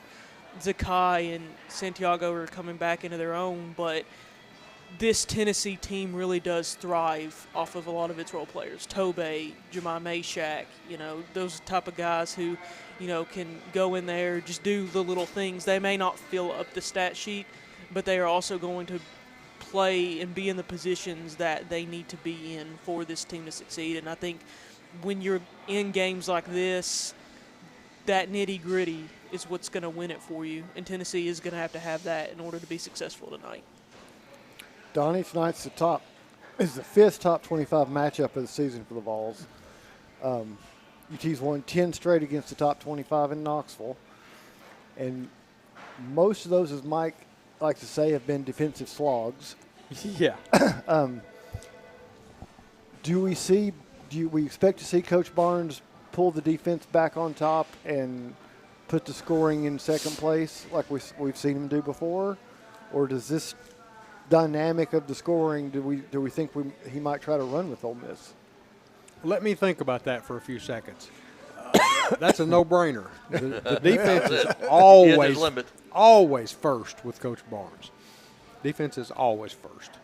And the defense will come to the forefront, and he'll, that'll happen. Guarantee it. It's a formula that's worked for him. I mean, Tennessee has a lot of wins. They've got Sure. a great winning percentage great winning percentage top 25. It's just hard to get the fans involved when you start slowing it down that way. I know. I understand that. But that's what he lives and dies by. Well, I guess we'll see. Ole Miss is 13-0, but when you look at that schedule, I think you see why they're coming in at number 22, even though they're one of the 3 undefeateds. There's of those 13, there's 3 wins over teams you would probably recognize: NC State, Cal, and Memphis. But the other 10, look like something you might buy by the dozen at the Kroger Bakery. With a lot of icing on them, because you've got Eastern Washington, Alabama State, Troy, Bryant, Detroit Mercy. Detroit Mercy. Do you look for today to be UT's strength of scheduling to be an advantage today? The fact that they have played so many teams in the top 25 already this season with five of those matchups. Does that come in as an impact today, or because of the fact that both teams have been on that long holiday break, do we just toss all that experience out the window and start over? you would like to think so, but when it gets to this point and you start playing your SEC schedule, then everything flies out the window and you say, hey, it's time to get down to brass tacks and play basketball. Tyler, does that top 25 experience matter at this point? Does playing Arizona, playing Purdue, does that? I think it does. It's obviously, Tennessee had that streak of a couple losses, and, you don't want to see that, from the fans' perspective, but it's exactly what.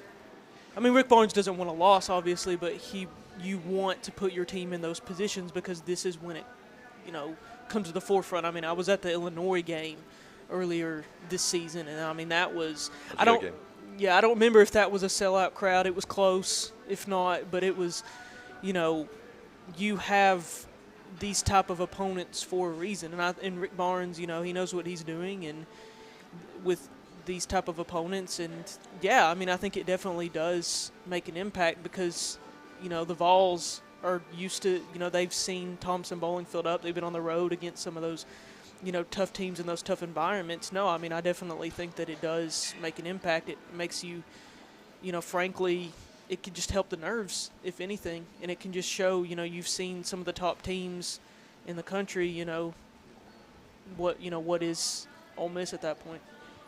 And, this is an Ole Miss team that we really don't know a lot about. You've got a brand new head coach. It's in his first year.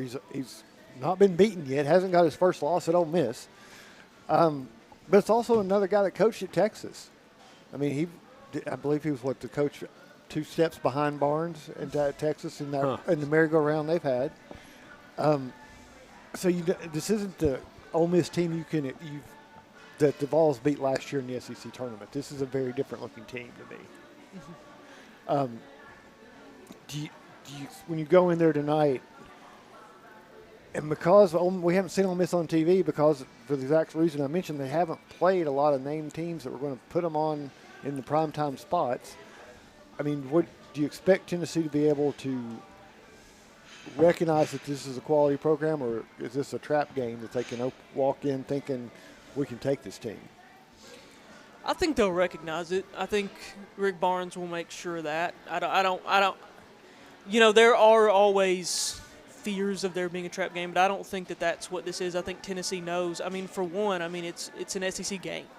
I mean, they should not be overlooking any SEC opponent, and, I just don't think that it will be a trap game. I think Tennessee will come out ready for this. I mean, it sort of harkens back a little bit to what you talked about that hard schedule is Tennessee knows what it's like to face tough teams. They know what it's like to come into games like that, and, they should be ready and be experienced in getting ready for games like that to where you don't come in there and not realize what's in front of you.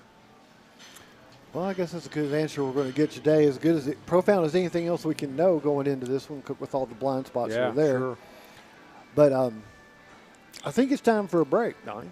And works for me. When we return, it'll be the Shelter Insurance bold predictions and guys, go ahead and take out your policy. You're going to need to take cover after this one. You're listening to the Sports Page, and now stay tuned for the best in local sports.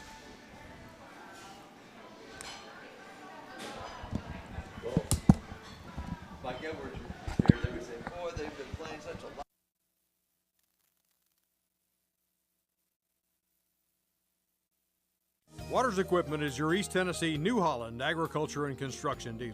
Waters Equipment has been serving Blount County for 48 years and has 2 locations in Maryville for sales and service for New Holland equipment. Offering shop and field service for trucks and equipment of all brands, Waters offers equipment rentals for New Holland skid steer, Mini X, and tractors.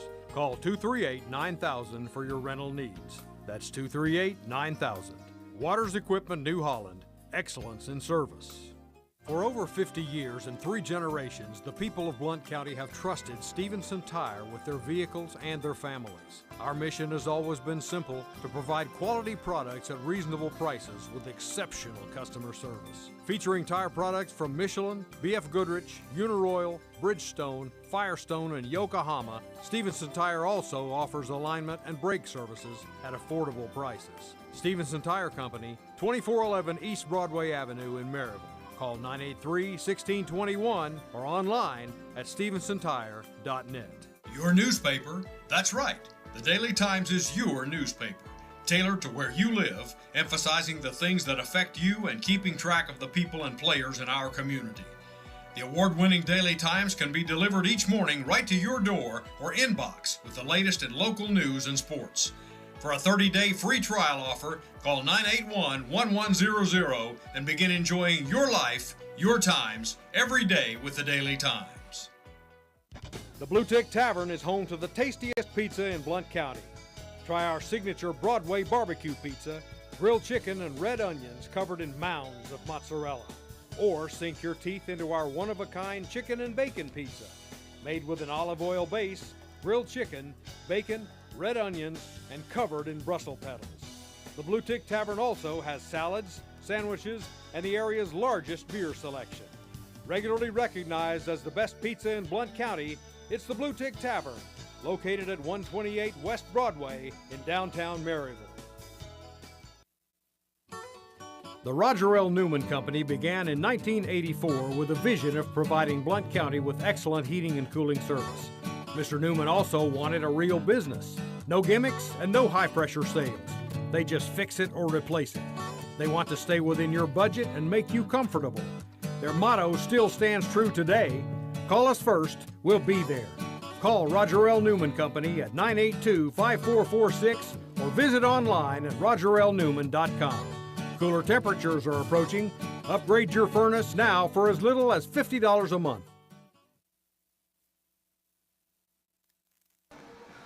And welcome back to the Bluetick Tavern in downtown Maryville. This is Marcus Fitzsimmons, and it's time for this week's Shelter Insurance Bold Predictions. But before we go into the Shelter Insurance, I want to just give a moment for Coach Edwards. He's not with us this morning. Had a death in the family, and he's having a tough time. Got to go deal with that and go back to Indiana. I may have to fill in for him again next week, and if I do, that's fine. But we just want to let Coach Edwards know we're thinking about him out there. Our condolences to his family. Yeah, love you, Mike, and hang in there, buddy. So now I'm going to throw you guys under the bus completely. You ready for this? Yeah, let's do it. Right, go for it. Take out your shelter insurance policies and go ahead and sign those.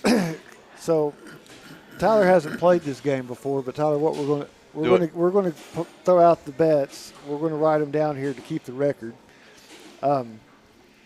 And we'll go around the table, and it'll alternate because we'll start first with Tony on one, and the next we'll start with you, and then we'll start with Donnie. No pressure. No, absolutely not. So the same people can't cherry pick behind trying to get ahead and make up games here. But we're going to turn back to college football in the bowl season. Coming Monday, national championship game, Washington and Michigan.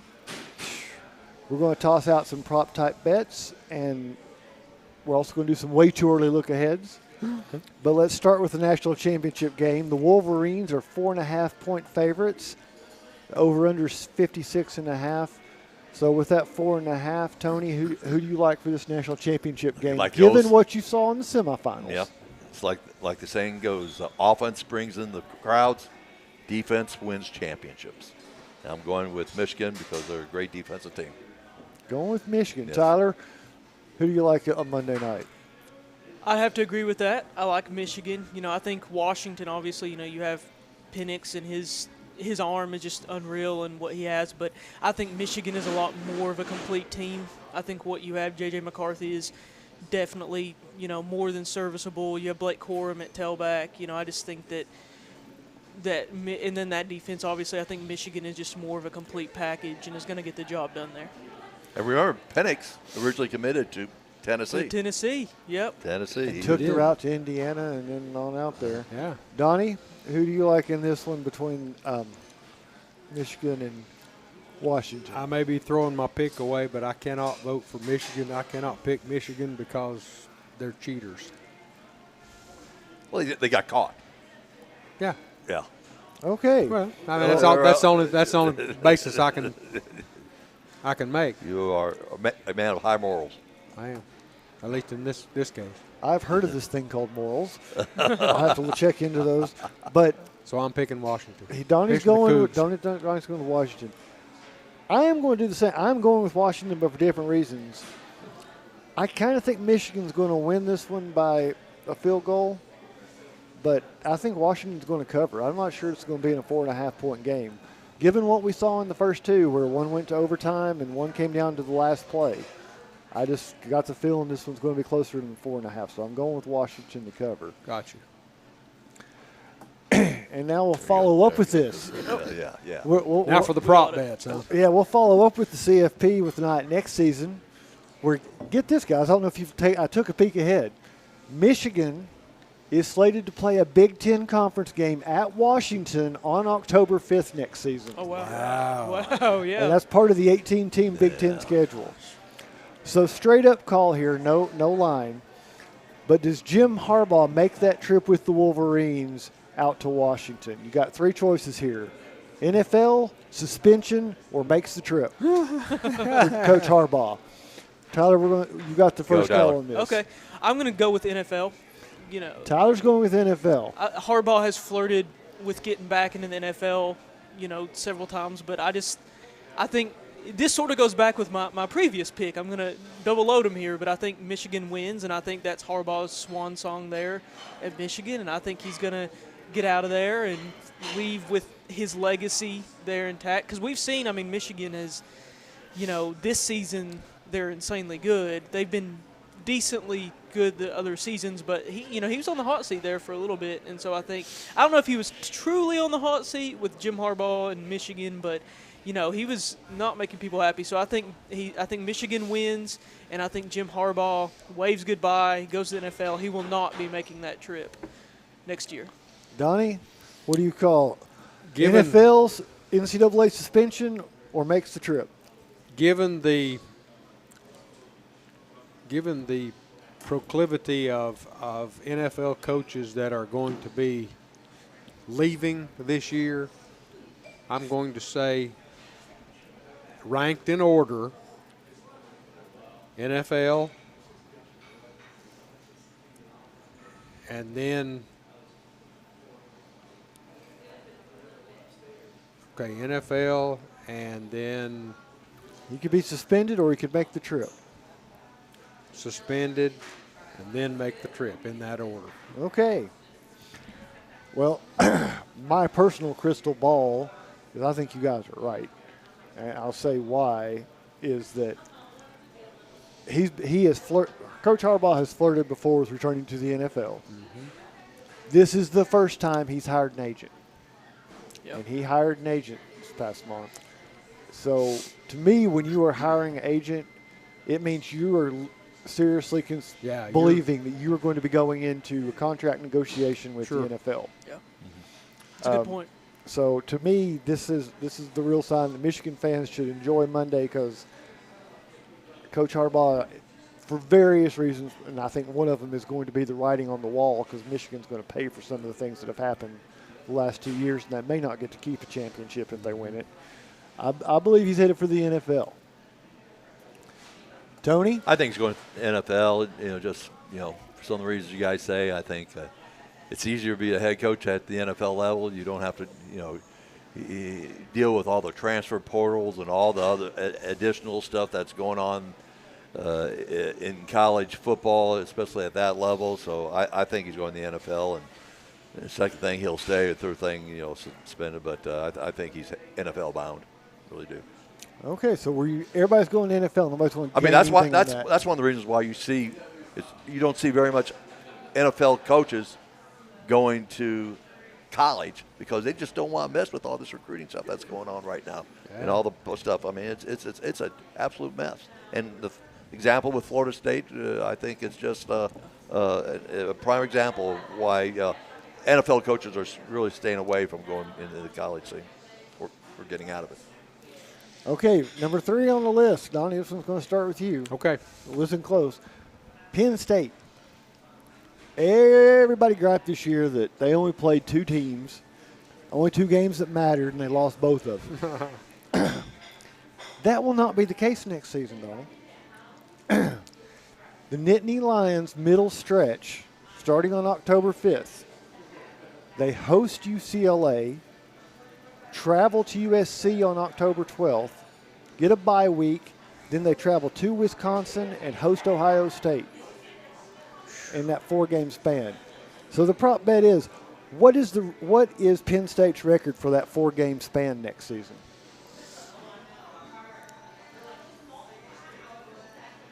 For that 4-game? For that 4-game stretch of UCLA, USC, Wisconsin, and Ohio State, how does Penn State come out of that? 2-2. 2-2. Coach Ruley? 1-3. 1-3. Not a lot of faith in the Lions there. No, a little shaky right now because you just, they're playing those West Coast teams, and you're playing Ohio State, and I think they'll beat Wisconsin. Tyler, how does Penn State come out of this for you? I'm going to go with 2-2 as well. 2-2. Okay. If they get some breaks. Yeah. It's Marcus? dependent. I think I have a little more faith in James Franklin. Not that I like James Franklin, but I have a little bit of faith in James Franklin.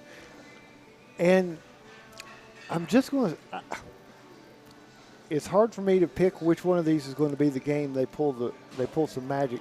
I'm going to give them 3-1. I'm not sure if it's Ohio State or USC that they're going to pull a trick on, but I just have that feeling they're due. 3-1. 3-1 for that. You guys exchange Christmas cards and all that stuff? No, we don't. We we disagree about what bars you should go to in Nashville and what's acceptable there, so we don't really communicate all that much. So I guess I have to lead off number 4. Okay, so here's the prop. Georgia's coming off that 63-3 win over Florida State in the Orange Bowl. We talked about earlier in the first hour. The thrashing.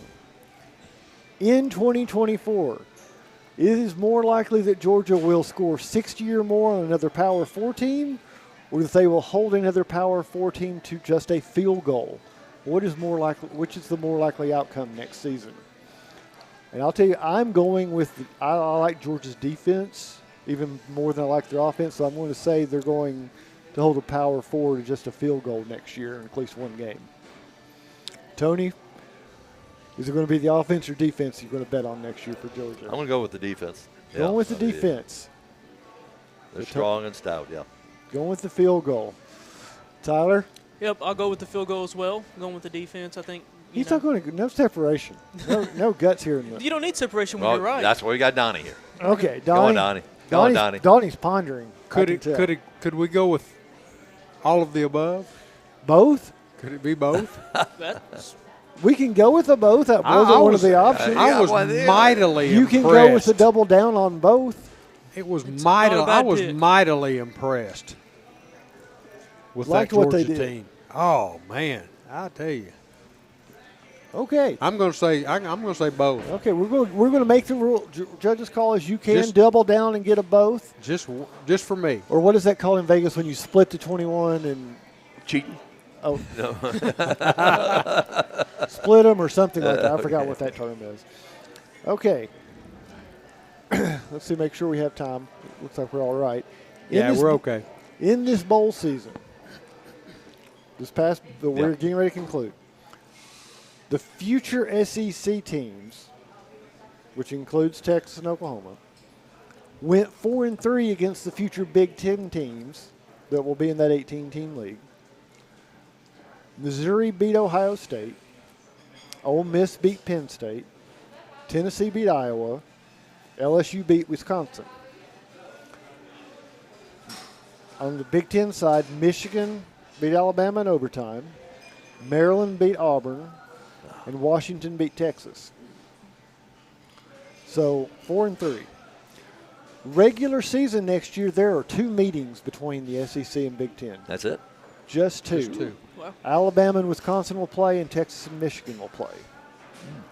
But here's the question, because you're talking 30 teams. Well, yeah, 32 teams. No, it'd be 34 teams between those 2 conferences. How many of those top 12 playoff spots for the CFP next year will the Big Ten and SEC have? Of those 12, how many are going to be from the Big Ten or SEC? Wow. So your minimum is a 2 because the conference champions are automatic, and your max is a 12. Is Florida State going to be still ACC, or are they? Unless they come up with $250 million, yes. So they're still going to be ACC.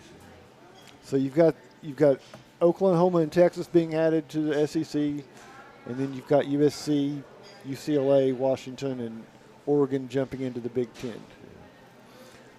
But you've got 12 playoff spots. And I take that back. Your minimum is a 2, and your max is a 10 because there's 4 automatics for the conference champions. Yeah. So there's 4 conferences. 4 conferences involved. I'm going to say 8. 8. Tony goes high. Tyler? 6. Think about it in your 6. I'm going to say 6. Just 6? Just 6. Just 6. So 3 from each. Yep. Okay. 6. For Tyler, 6. Donnie? I think there's going to be 8 as well. Donnie's going with the 8. He's matching Tony with the big Good, number. Donnie. Well, it leaves it to mine. And I'm going to tell you, I'm going to go with Tyler. I think they're going to beat each other up so much that the door's going to be open for the Big 12 and maybe in Oregon State or Washington State. I'm going to go with a 7. I'm going to go a little bit lower. Okay, last one because we're running close. Yep, we are. Given what the Vols return and add in 2024, here's the thing. Tennessee will score more touchdowns by the run or by the pass in 2024. Run. Tony's going with run. Tyler, run or pass? I'm going to say pass. By pass. Donnie? That would be seems to be an easy choice because there's only 2 choices. But It's a trap bet. it is. You're right. Y'all gonna be begging for Mike to come back Go this week. I'm also going to say run. Going with run. All right. And on. Mine. I'm going with the run as well. I think Nico is going to give them another option that they haven't had yet. So I'm going to go with the run. I agree with that. And I guess that will do it for today's edition of the Sports Page. Thanks to Aaron Isham. Whoop. Sorry. Okay, there you go. There's okay, the now final you whistle. Troy gave me a bad script. Thanks to Aaron Ishmael back at Loud Media, our hosts, Bluetick Tavern, and all of our sponsors. For Donnie Moore, Mike Edwards, Tony Iruli, and Troy Provo-Heron. Until next Saturday, this is Marcus Fitzsimmons wishing everyone good sports. And that's the final whistle. Join us again next Saturday for the Goatee Sports Page. The best in local sports since 1978.